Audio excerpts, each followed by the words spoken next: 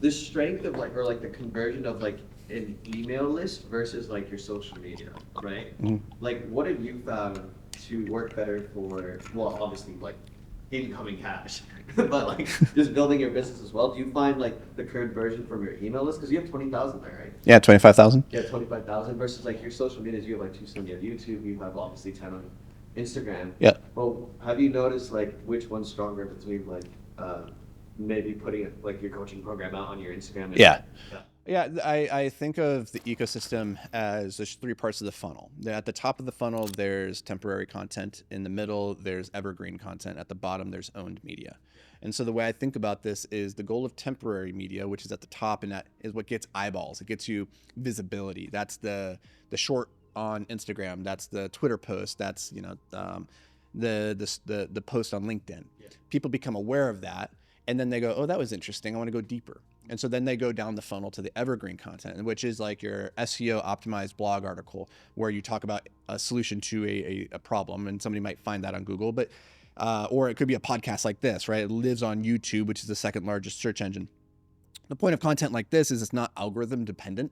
And so that post that I make today on Instagram, it's going to be gone within a week. That's temporary content. It gets me visibility, but the goal of that content is to drive them into the evergreen content. Go to the podcast, go to the YouTube channel, and consume this where I can go deeper, build relationship. And then they go, ooh, I actually, I didn't know who he was before. Now I do. Now I like him. Now I want to learn more. Now they go to owned media, because the thing with like both temporary and evergreen content is I don't own my YouTube audience. So I make a video, but I have no way of getting it in front of people. I have my Instagram audience, but when I create content, I have no way of getting it in front of them. And so I want to drive the traffic from temporary to evergreen to owned. And the owned media is my website and my email list. Because when somebody signs up for my email list, I'm guaranteed I have a way of contacting them now. And so if you think about it, yeah, the conversion rates on your email list is by definition going to be higher than on any other platform, because they've already gone through the funnel. They already have been aware of you. They've considered you. They've deepened the relationship with you, and they've opted into this communication. So your conversions are always going to be higher there. And so I'm a big fan of email list for that. Like, you can sell very high ticket things through that. You're going to have really good conversions.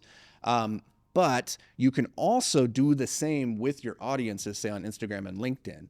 That's where sell by chat is like really valuable. A lot of times, like, we put out content and we're very passive about it. We put it out there, and then we attract the people, and we're like, hey, DM me for this thing, with the goal of like getting them to our email list where we're going to sell them at some point, or to a landing page where they buy the thing.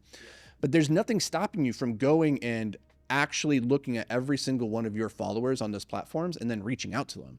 And so you can go from, hey, your temporary content is what brought them in and made them a follower on that platform. But now you can manually deepen the relationship by reaching out, saying, hey, Anuj, I saw that you started following me. You saw this content. Are you a business owner? Are you looking to grow? Like, what brings you around? So now I can jump straight to like the evergreen, like we're deepening the relationship now. And then depending on how that conversation goes, I can sell you directly. Right. And so I actually find selling through the DMs on those different platforms can be as lucrative as pitching to your email list. Right. You'll have a lower conversion rate. You have to talk to a lot more people that way. But I find that those two things are actually quite complementary. I don't think it should be just a one or the other. Because if you're putting out content on social media, the goal is to drive them to your newsletter so that you can own that relationship and potentially sell them something in the future. But in the meantime, if they've only followed you and they haven't gotten to that step, there's nothing stopping you from trying to go to them and make the sell directly. So both can work incredibly well.